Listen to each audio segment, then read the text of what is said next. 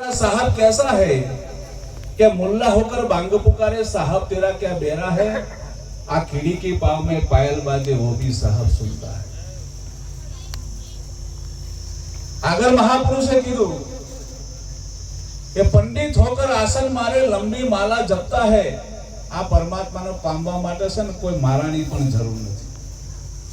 हमने ब्रह्म विचारा रे हमारा पंथ है न्यारा हूँ के पत्थरे ना पूजू मंदिरे ना जाऊ एक ब्रह्म स्वरूप એને સમજી જાય ને તો આખો વિશ્વ બ્રહ્માકાર જ લાગે कि पंडित होकर आसन मारे लंबी माला जपता है आ अंतर केरी कपट करनी वो भी साहब सुनता है। खामी यही पड़ी છે સાહેબ। મનુષ્ય અવતારમાં આયા પછી અને સત્યનો મર્યા પછી અને અત્યારે તો તમે જુઓ ને रात અને દિવસ કેટલા ભજન કેટલા મેરાવડા કેટલા સત્સંગ અને કેમ શું વાસણ ખરું પણ તળીએ કોઈ છીંડું ઢોકે તો એ ઢરી જાતું વચનની દઈએ નહીં વાતું કેમ ફેરફાર નથી ક્યાંક ને ક્યાંક અંતઃકરણમાં ક્યાંક વિશુદ્ધિ પડી છે સાહેબ। કોઈથી વેરઝેર કોઈથી મારું તારું કોઈથી ઈર્ષ્યા કોઈથી અદેકાય। काले महान बात थई थी मोटा समागम में उनावा गामे एक व्यसन की बात निकली थी। कोई तमाकू खातु होय कोई बीड़ी पीतु होय ने साहेब आ व्यसन तो कदाच छूटी जाए ने कदाच नुकसान करतो तो शरीर न करे पण बीजा कामना ने क्रोधना ने व्यसनना ने ईर्ष्याना जे व्यसनो छे ने ए जीवन पर्यंत माणस ने कोरी खाय साहेब। ए पण ना जीवन बीजाने हरखो ना जीवा दे तो मानस बनवानी जरूर है। महापुरुष ना संग में जईने शुं थवुं पहेला मानस बनवुं अने मानस कोने कहेवाय साहेब के धर्म ना कामो ढील ना करशे वीरा जाशे वही दासी जीवन सत भीमना चरणे के नामनी नौबत हूँ कोण छूं क्यांथी आવું છું मारू स्वरूप शुं छे आने जाणी लेवुं। आ जाणीए मानसना स्वरूपमां आई गयो साहेब। तो एवा महापुरुषो रात અને દિવસ તન તોડ મહેનત કરી પોતાના જાત ખસી નાખે સાહેબ। રાત અને દિવસ ઉજાગરા કરે પોતાનું ભૌતિક સુખ મૂકીને જગતના જીવો કેમ જાગે એના માટે આ બધી માથાકૂટ છે। આ મેરાવનું કરવાનું કારણ એ કોક જીવ કરોડોમાં કોક જીવ જાગી જાય તો આ મહાપુરુષનું જીવન સાર્થક થઈ જાય ને એના માટે આ બધી માથાકૂટ છે। અને કીધું કે સંતોનો સ્વભાવ કેવો કે જનેતાની ગોદ જેવો। એક બાળકને માં જેમ ખોરામાં લઈને લાલ રડાવતી હોય ને એમ સંતો આપણને ઉજાગર કરવા એટલો પ્રેમ દયા કરુણા અને મૈત્રી શીખવે છે। પણ આપણી અવરચંડાઈ કહેવાય ને આપણી અજ્ઞાનતા આપણી દોષિતા। કચ્છના એક મહાપુરુષે કચ્છી ભાષામાં એની એક સાખી લખી કે કડવું હોય કોઠમડું રૂત આવે મીઠું થાય કાચું હોય ને ત્યાં સુધી કડવું હોય। આ કડવું હોય કોઠમડું રૂત આવે મીઠું થાય પણ વાહાર લખણો વાંદરો જરા આવે ઝરકાય। અમુક લખણ એવા હોય ને એ ઘેડું થાય ને ત્યાં સુધી સાલ ના બદલાય। મનોમન મંથન કરું કે હું કેવો છું ક્યાં છું શું છે બહુ વિચારવા જેવું છે સાહેબ। અને ઘણાએ તો આખી જિંદગી મારા ફેરવતા હોય ને 24 કલાક બધાના હાથે ભજન સત્સંગમાં જતા હોય પણ સ્વભાવની એટલી કટુતા ને સાહેબ એનાથી એનો પાડોશી પણ રાજી ના હોય સાહેબ। આ મનુષ્ય અવતારમાં જોઈએ છે આપણે એકલા આપણા સમાજની વાત નથી દરેક સમાજમાં જોઈએ છે। બાપના દીકરાનો મેળ ન હોય દીરાની જેઠાણી મેળ ન હોય સાસુ વહુનો મેળ ન હોય એક જ માના ચાર દીકરા હોય ચારે ચાર નોખા હોય સાહેબ। મનુષ્ય અવતારમાં આવું હોય આપણને સોંપતું નથી। આટલી મોટી સંખ્યામાં મારી માતાઓ બહેનો બેઠી છે। એક દુઃખની વાત કહું જો કે સત્સંગના આધ્યાત્મિક વાત છે પણ તેમ છતાં સામાજિક અત્યારે એક કટુતા છે સાહેબ। એક વિનંતી કરીને કહું કે માતાઓ બહેનો ક્યારે ટૂંકા વસ્ત્રો ના પહેરતા। એ ટૂંકા વસ્ત્રોથી કોઈ પરાયા પુરુષની માનસિક વિકૃતિ ખરાબ થાય અને એના ભોગ જો આપણી બેન દીકરી બની જાય તો આખી જિંદગી આ વેશના દરિયામાં મા બાપ ભાઈ દીકરાને બધાને ડૂબકીઓ મારવી પડશે. સંતોના મત પ્રમાણે જીવન જીવો સાહેબ, સંતોના મત પ્રમાણે જીવન જીવો. આ સંતો શા માટે આટલી માથાકૂટ કરે છે? આપણે કોઈ ભક્તિ ભજન ના કરી શકે તો કઈ નહીં, પણ એક માણસાઈમાં તો જીવી શકીએ ને. સંતો કરુણાના સાગર છે, સંતો દયાના સાગર છે સાહેબ. અને આજના નવ યુવાનો મિત્રોનું પણ કહી દઉં,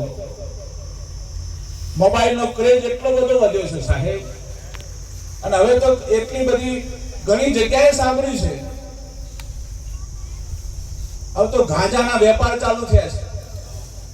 બહુ દુઃખની વાત છે સાહેબ.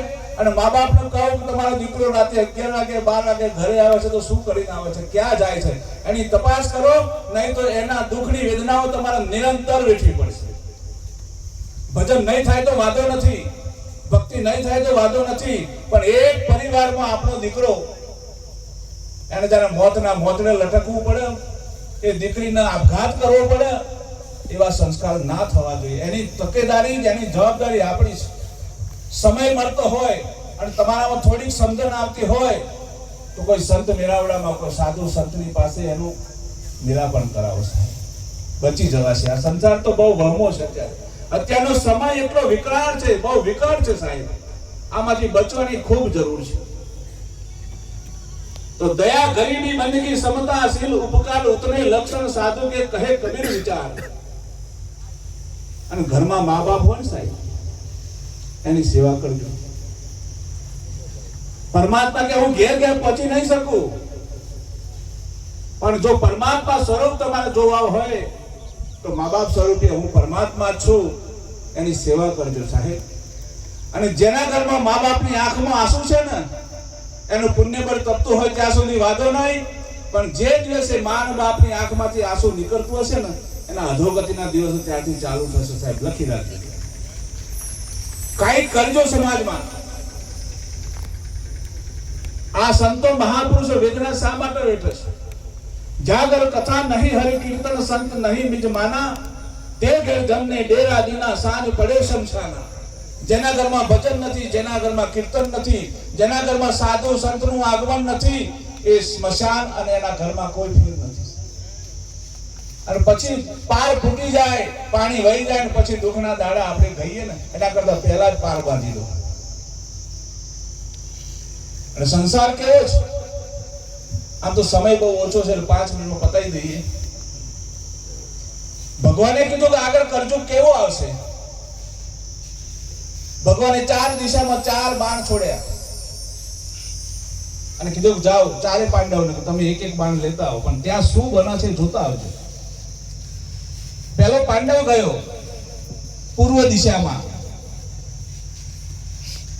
ત્યાં એક બગલો એક પગે ઊભો તપ કરતો હોય ને એવું લાગે, અને પણ બાજુમાં એક મરેલું સસલું એમાંથી ચાંચમાંથી એ સસલાનું માંસ ખાય અને પાછું તપમાં ઊભો થઈ જાય. અત્યારનો સમય આવો છે, કોઈ સાધુ સંતના વેશમાં આ પાખંડીઓ જગતને લૂંટી ખાશે, પણ વિશ્વાસ કર્યા વગર ક્યાંય માથું ઝુકાવતા નહીં. તમે તો જ્ઞાની પુરુષો છો. અધમ પાપ થઈ રહ્યું છે એની પાછળ બહુ વિચારીને પગ મૂકવા, ક્યાં જવું, કોને મરવું, કારણ કે સંગ દોષ છે ને મહારોગ છે. બીજો નંબર હતો, એક તાજી વિવાહેલી ગાય પોતાના બચ્ચાને ચાટતી હતી, અને એટલી હદે એને પ્રેમ કરતી હતી, એટલી હદે એને ચાટતી હતી કે વછેડાના એ વાછરાના શરીરમાંથી એની જીભથી લોહી નીકળતું. તમે તમારા બાળકોને ડોક્ટર બનાવો, એન્જિનિયર બનાવો, મોટો બેરિસ્ટર બનાવો, પણ સાહેબ આપણે જન્મથી તે ભણી જાય ત્યાં સુધી એના માટે એટલી સગવડો ને એટલી સાહેબી ભેગી કરીએ છીએ ને, પાછળથી આ બાળકો વંઠી જાય છે. કશું કરી શકતા નથી, કંઈ કરવા માટે સમર્થ રહેતા નથી. એનું કામ એને જાતે કરવા દો. એને ગમે ત્યાં એડમિશન લેવું હોય, ગમે ત્યાં જવું હોય, એનું કામ એને જાતે કરવા દો. કદાચ ન કરવા નારાયણ તમારું અસ્તિત્વ વિશ્વમાં ના રહે, અને જો બાળક એકલો પડી જાય તો પછી શું કરશે? ખૂણામાં માથા કૂટશે. એ ત્યારે વિદ્યાનો કોઈ પાર નહીં હોય. એને પોતાનું કામ પોતે જાતે કરવા દો. એને એટલા બધા લાડ ના કરાવો કે જે નિષ્ક્રિય બની જાય. અને સગવડ બધી પૂરી પાડો, પણ પોતાના જાતે એને કામ કરવા દો. ત્રીજી વાત એવી હતી, ત્રીજી દિશામાં પાંડવ ગયા, 5 કુવા હતા, 5 કુવા, એમાં 4 છલોછલ ભરેલા અને વચ્ચેનો કુવો બિલકુલ ખાલી. આ સંસારમાં એક જ મા બાપના 4-5 દીકરાઓ હોય, 4 ખૂબ સુખી હોય અને એક ગરીબીમાં જીવન જીવતો હોય, અને હવારે મરે તો હાજે જમવાનું ના મળતો, આવી અવસ્થા હોય સાહેબ. અને 4 ભાઈ એવા હોય જગતમાં મોટી મોટી કીર્તિ માટે લાખ 2 લાખ રૂપિયા દાન કરતા હોય, પણ એક ગરીબ ભાઈને એને કઈ મદદ ના કરે, એને બેઠો કરવાની એને પ્રેરણા ના આપે સાહેબ. આ માણસાઈ નથી આપણે. દયા ભાવની શરૂઆત પહેલા ઘરમાંથી કરો, પોતાની જાત ઉપરથી કરો. તમે દુનિયાભરની સંપત્તિ ભેગી કરો, દુનિયામાં મોટા મોટી કીર્તિ કમાઓ, પણ તમારા સમાજનો, તમારા કુટુંબનો, તમારા ઘરનો કોઈ એક સભ્ય દુખી હોય ને, એની વેદના અસહ્ય હોય છે સાહેબ. આટલું કરતા કરતા ચોથી દિશામાં એક મહાપુરુષ જે બાણ લેવા ગયા, મોટા માઉન્ટેન ઉપરથી, એક મોટા પહાડ ઉપરથી 1000 મણની શિલા રડતી રડતી નીચે આવતી હતી. આ શિલા એટલે આજના સમાજમાં કહેવાતા પંચાયતા લોકો. પંચાયત એટલી હદે હવે બગડી ગઈ સાહેબ, એકબીજાના સગા ઉપર ઉતરી જાય. સગાનો પક્ષ, આનું નામ પંચાયત નથી સાહેબ. કોઈનો વિવેક કરો હોય તો એમાં સમાજ, કુટુંબ, પરિવાર કોઈ નડતર ના હોય, નીતિમત્તા હોવી જોઈએ વાતમાં. સાચાને સાચું, ખોટાને ખોટું કહેવાની હિંમત હોય ને તો જ આગેવાની કરવી, તે સિવાય ના કરવી. 1000 મણની શિલાઓ રડતી હતી, અને એના રડવાથી નાના મોટા કેટલાય છોડવા કચ્ચર ઘાણ થતો હતો. પણ છેવટ જતા જતા નીચે આવતો ગયો, એમ એની ગતિ મંદ પડી. એક વડલાના થડમાં 1000 મણની શિલા ટીકાઈ ગઈ, ત્યાં થંભી ગઈ. આ મહાપુરુષો છે ને, વડલો છે, કઈ જ્ઞાનનું પ્રદાન કરે છે, કઈ સંસ્કાર આપે છે. આપણે પણ જીવનમાં આવા કોઈ કૃત્યો કરતા હોય, મોટા ભાગનું જીવન જોજો તમે સાહેબ, આગળના ઇતિહાસો પણ છે અને પુરાવા પણ છે. એક જ ઘરમાં 2 ભાઈ શાંતિથી રહેતા હોય, પણ એવા મહાત્માઓ પણ છે સમાજમાં.